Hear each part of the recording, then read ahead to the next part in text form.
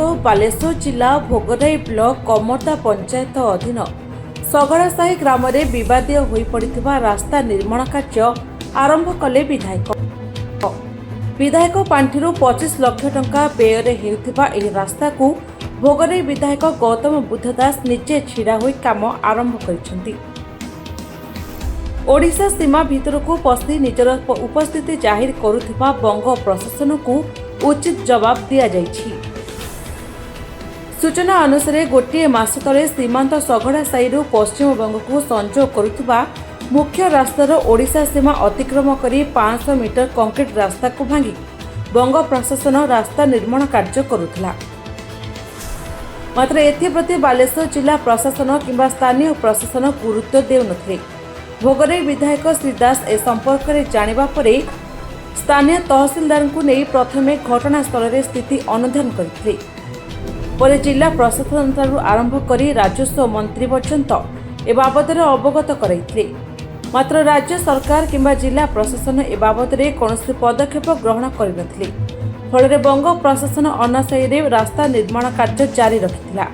पुणी गत एप्रिल 7 तारिख में विधायक श्री दास सेठारे पहुंची स्थानीय लोकों सह आलोचना करने सह रास्ता कार्य को बंद कराइथिले।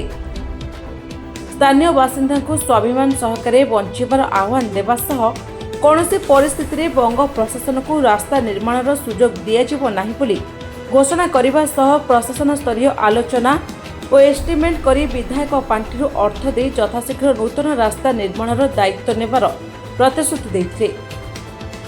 यहाकु नहीं से रास्तार निर्माण कार्य आरंभ कर अन्यपक्षे केवल यह रास्ता नुहे पश्चिमबंग सीमा को संजोग करुवा भोगराई निर्वाचन मंडलीर जेतिकी कच्चा रास्ता रही से रास्ता गुड़ी राजस्व विभाग मंत्री और सचिव स्तर में आलोचना कर सेगुड़िक निर्माण करने पदक्षेप ग्रहण करेंगे बोली कहते। ओडिशा और पश्चिमबंग भितर सीमा विवाद बहुत जगह रही आसी। इठी मते गोटे सीमा विवाद हवा को जाउतला आमे ताको अटकेइलु। इठी जो सगड़ासाही आदिवासी मैंने अच्छा दीर्घ दिन गोटे डिमांड थिला जे रास्ताटी को तैयारी करबा पई पूर्वतन विधायक मते रास्ता तैयारी करथिले किंतु कालक्रमे से रास्ताटी खराब हो जाइथिला। तो यही ग्रामवासी मान तरफ मोर के दृष्टि आकर्षण करि नथिले एवं यही सुजोग रे पश्चिम बंगर प्रशासन आसिक एटी रास्ता तैयारी करबा आरंभ करथिला एवं सेमानकर मोर जहाँ अनुमान सेमानकर गोटे योजना थिला ए रास्ता तैयारी करिकरी एही जगहटी को पुणी थोड़े गोटे विवाद भितर ठेली देबे बा पश्चिम बंगर बोली दाबी करिवे। आमे ताको प्रतिहत कलु। 7 दिन तले आमे आसीथिलु एही जगह रे ग्रामवासी मान को बुझेइथिलु एवं सेमाने मते बुझिले आ पश्चिम बंगर जो गाड़ी बा अन्यान्य रास्ता काम पे आसीथिला ताको आमे एठू बगेइथिलु। तापरे आमे निष्पत्ति नेइथिलु जे ओडिशा प्रशासन तरफरु याकू रास्ता तैयारी करिवो। आज विधायक पांठिरु इठी प्राय 25 लाख टंका विनिमय प्राय 300 मीटर रास्ता को तैयारी करा कंक्रीट रास्ता हम और संपूर्ण ग्रामवासी मैंने जहाँ चाहूले से भाई रास्ता तैयारी हम। सबुठ बड़ कथा हूँ पश्चिम बंग सीमांत जिते गुड़ी ये रास्ता गुड़ी अच्छी मु आगामी दिन में खूब शीघ्र राजस्व मंत्री पाखक जाकि चिठी लिखी जे जिते रास्ता को कनेक्ट करुच्ची पश्चिम बंग तार रास्ता निर्माण दायित्व राज्य सरकार नियंतु जहाँफल ये असुविधा अघटन घटना ना।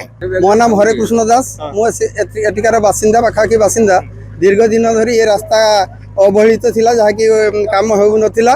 जदि बा पश्चिमबंग सरकार एबे काम एठी करबा आग्रह प्रकाश कला आमे कहीलु हूँ जदि जे सरकार करुच्ची करदे आम जीव आम सरलतार मनोभाव नहीं कहीलु किंतु आम विधायक या दृष्टिगोचर जिते है से कहले आम ओडिशा रास्ता आमे करूँ आम पश्चिमबंग को देवु ना तेणु आम अर्थ अच्छे आम शीघ्र करूँ आम अवरोध करुचु से आम ओडिशा प्रवेश न करंतु तेणु शीघ्र काम देवे बोली कहले आज 25 लाख टंका ये उक्त रास्ता को घोषणा कले विधायक पांठि देवे अति शीघ्र काम आरंभ हो जाए। आम विधायक को अशेष अशेष धन्यवाद जनाऊँ। नमस्कार। जलेश्वर हरिपद गिरी रिपोर्ट निरपेक्ष न्यूज।